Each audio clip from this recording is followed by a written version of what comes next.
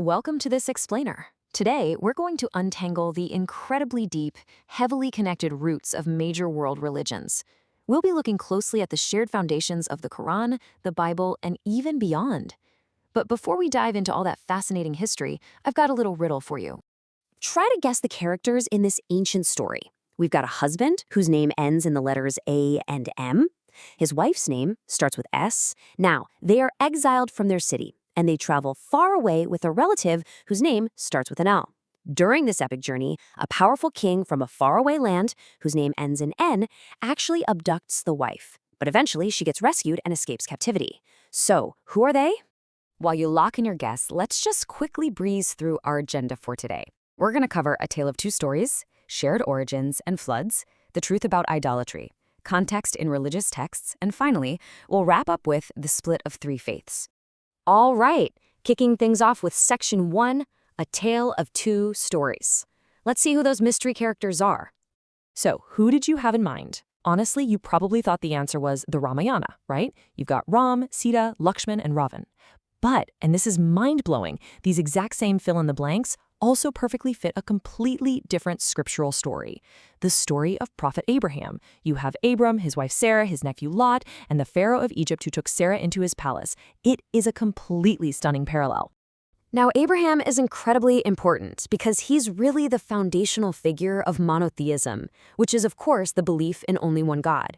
He acts as this common prophet that bridges Christianity, Islam, and Judaism. And because they all link back to this single figure, these three global faiths are collectively known as the Abrahamic religions.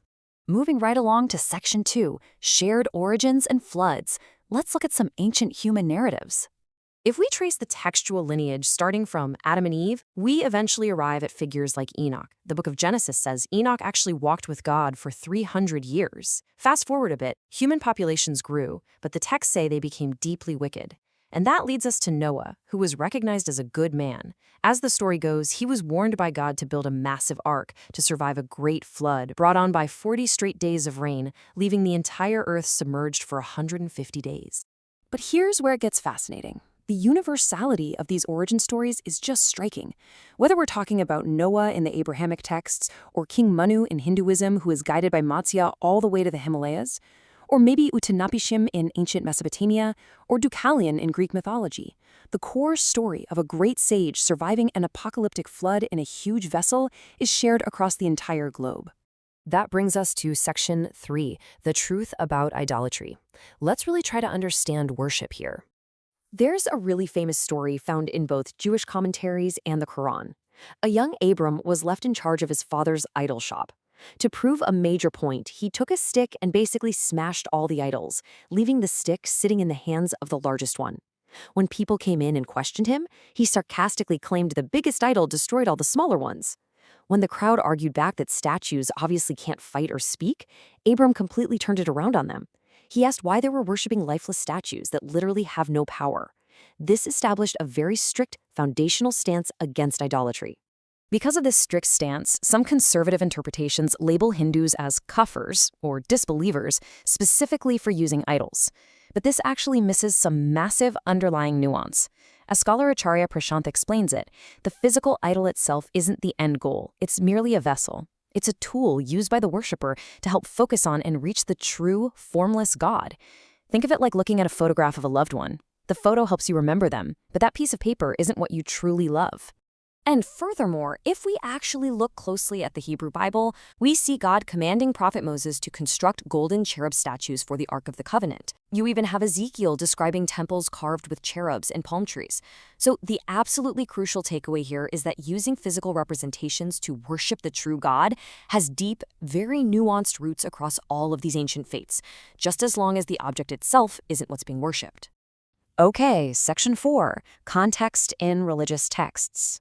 Let's tackle the difficult topic of scriptural violence. First, when we look at the terminology, the word kafir stems from kufr, which simply means disbelief. So essentially, an atheist. Yet in modern media and discourse, this exact term is heavily misunderstood and manipulated in ways that breed fear between religions. Religions that actually share a core belief in the divine. If we apply some radical impartiality here, we see that calls for violence exist across the board. Look at these excerpts from the Quran, the Hebrew Bible, the Gospel of Matthew, and the Bhagavad Gita. Taken out of context, they sound completely terrifying, right? But they are all deeply contextual. They're referring to specific ancient historical battles, like the war with the Kuresh tribe or the Mahabharata, or they're meant as spiritual metaphors. They are emphatically not open-ended instructions for modern warfare or terrorism. When you peel back the layers of that historical warfare, the actual core shared warning across Hinduism, Buddhism, Islam, and Christianity is against idolatizing your own ego or worshiping your material wealth. The true spiritual battle they are all describing is internal. It's about emphasizing inner peace over outer conflict. Which leads us to our final section, Section 5, the split of three faiths. Where did the Abrahamic divergence happen? So, if we share so much foundational history, where exactly did these major faiths split? Well, the historical divergence originates right at the family tree of Abraham.